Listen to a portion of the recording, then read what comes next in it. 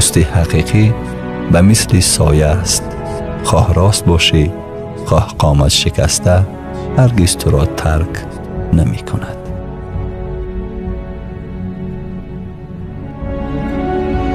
اگر بر خودت خوبی کردن خواهی، پس با نفران خوب دوستی بکن، زیرا تنهایی بهتر از آن است که با نفر بد دوستی میکنی.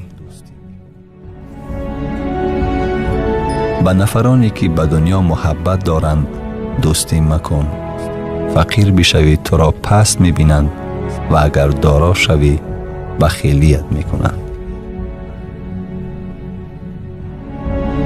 زبان ستون بدن است، اگر راست باشد تمام وجود راست می شود و اگر راست نباشد و به طرف چپ و راست رود، آنگاه از یگان عضو بدن فایده نمی آید. ذکر دو نمود است، قولی و عملی. با زبان ذکر کردن خوب است، اما با عمل ذکر کردن خوبتر است. ذکر عملی حرام و حلال کرده الله تعالی را فراموش نکردن و فکر کرده زندگی کردن است.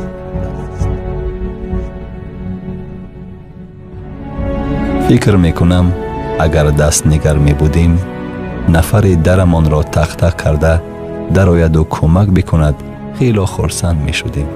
پس هست نفرانی که انتظار در آمدن ما است.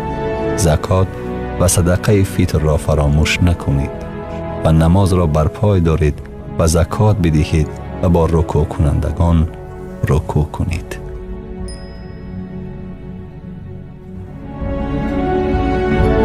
بعضی از آنها با خدا پیمان بستند که اگر از فضل خود مال نصیبمان کند زکات می دهیم و در زمره صالحان می درآییم. چون خدا از فضل خود مال نصیبشان کرد، بخیلی کردند و بر روی گردانی بازگشتند.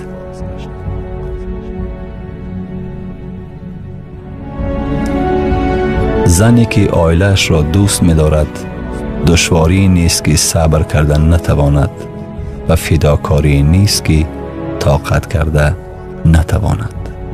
زن که دوست بدارد عیب‌هایمان را خوش پذیرایی می کند، اما اگر دوست ندارد یگان خطایمان را نمی بخشد و حتی فضیلت‌هایمان را نادیده می گیرد.